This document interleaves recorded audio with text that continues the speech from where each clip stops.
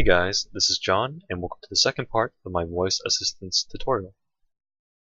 In this part, I'm going to be showing you how to make a node server that feeds into the front end of our virtual assistant web app.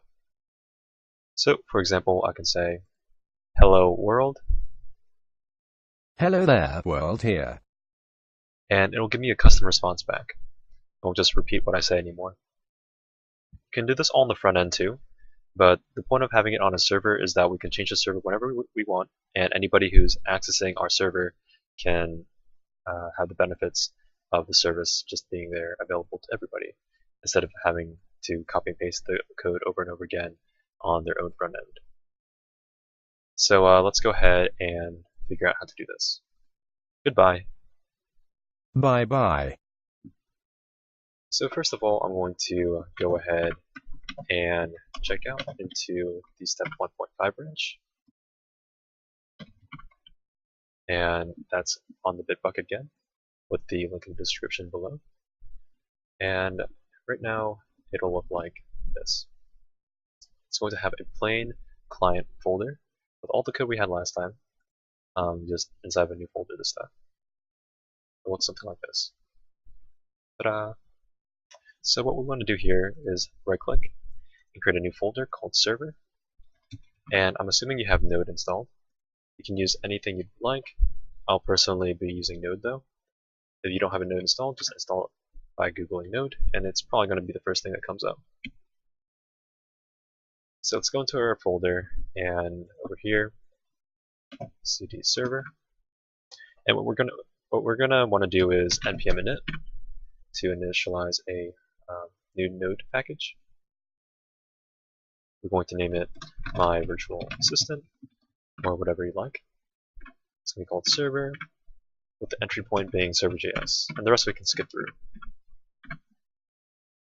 So we have created our new package.js, or .json file, and this will be our node package, our node package meta file. Here we're going to do node install, or npm install express, save. And what this is going to do is install the Express framework used for web apps into our Node app. And all we have to do is create a new file here called server.js inside of our server folder. And then we can reference Express by doing var express equals require express. Once we have that going, we can do var app equals express. That'll get us our basic Express app into a variable that we can manipulate. Here we're going to do app.use. And just before we do that, I'm actually going to go ahead and put another module called path equals require path. And I'm going to use that in just a second. So I'll do app.use express.static path join dir name and .client. So what path does is that it lets me look at the directory path and join the current directory path with the parent directory's client folder. What this is going to do, I'm just going to print it out for you right here. Console.log, like that. Node server.js.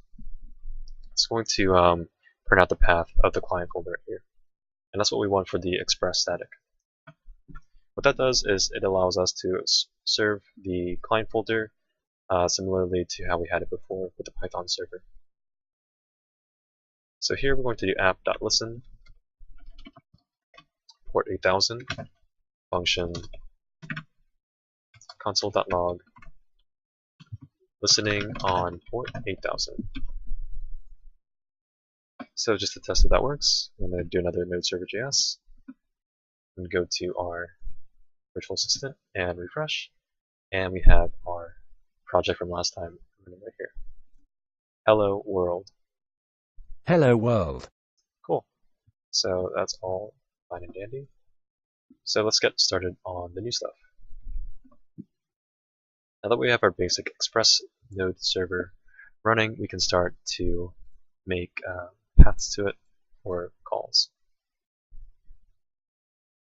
Alright, so over here, where I have our main JS, I'm going to start making some logic that says, alright, I want to interact with the server.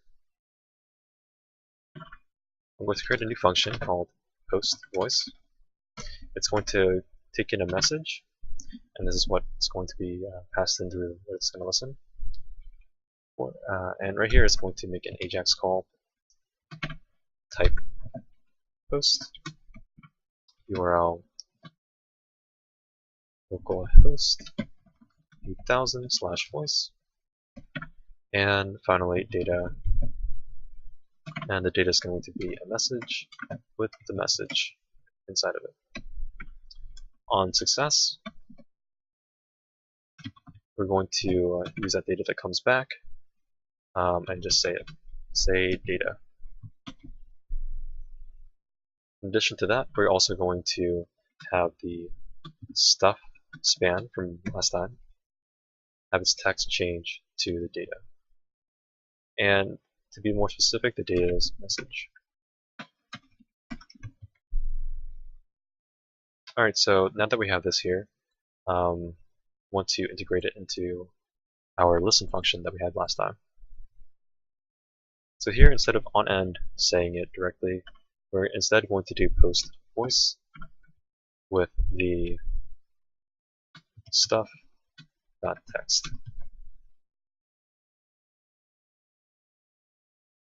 And over here, we're going to be doing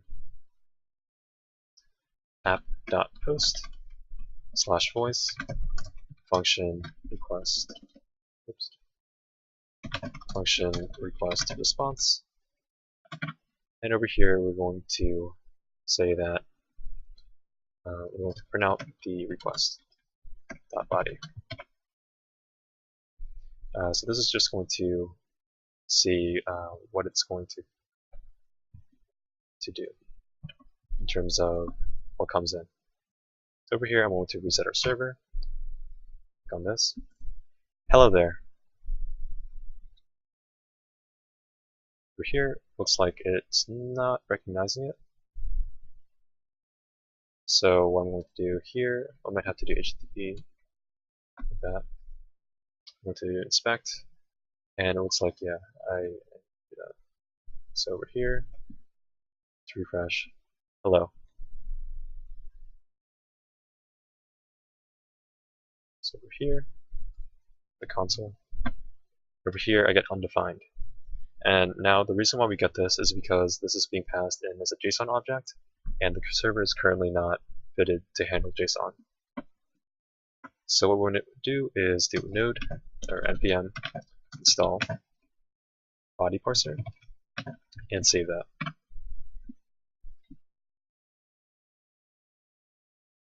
Okay, cool. So we have body parser now. And what this does is it'll allow us to parse in incoming and outgoing objects as JSON.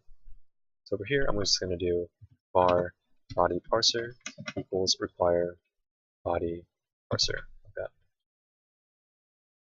And over here with app_use, I'm also going to do app.use body parser dot URL encoded extended false.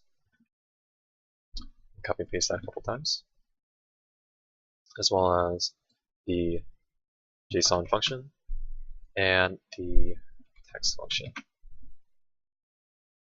So now that we have that, let's restart our server and try this again. Hi there. And you can see we get the message hi there. Great. Now this is actually not returning anything yet, but we have the main part set up. Let's add that. And here we want to make sure that we get the data back. So we're going to do response.json and make sure the message is request.body.message right now. What this is going to do is send back a message JSON object that's going to contain the original message that was sent through the post voice AJAX call. So over here, if we restart our server, Hi there. it's going to say hi there. Hello. Hello. So perfect. Alright, well obviously this is not exactly what we want to do. So what do we want to do? We want to make sure that it will respond differently depending on what you send it. So over here we're going to have a new function. I'm going to call this getResponse. It's going to take in a message and a callback function. So if you're not familiar with what a callback is, it's just a function that is called as part of another function. It's a little bit hard to explain, so I'm just going to go ahead and implement it, and I think you'll get it. So let's get a response, and the message will be request.body.message, and the callback will be function, and we're going to expect the response here. And here we're just going to do res.json message is equal to the response. So here we just want to say if message is equal to hello world, then we're going to say callback hello, hey there, my name is world. And here we're going to do else if message is equal to goodbye, callback, bye bye, and else is callback with the original message. So what this is going to do is once the front end sends a request with the user's input to the route right here, it's going to get that input, pass it to the getResponse. The getResponse is going to say, alright, if the input is hello world, then use this function right here and pass in this text into this function. So right here the text is hey there, my name is world.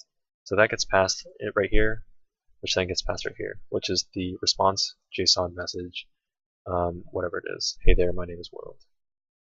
So now that we have that, let's go ahead and restart our server, refresh, and try it out. Hello world. Hey there, my name is World. Cool. So that's pretty much it. If you like the code, then feel free to go onto the Bitbucket, and it's all there. So next time it's going to be implementing API AI, and I think that will be really cool. So thanks for watching, and I'll see you next time.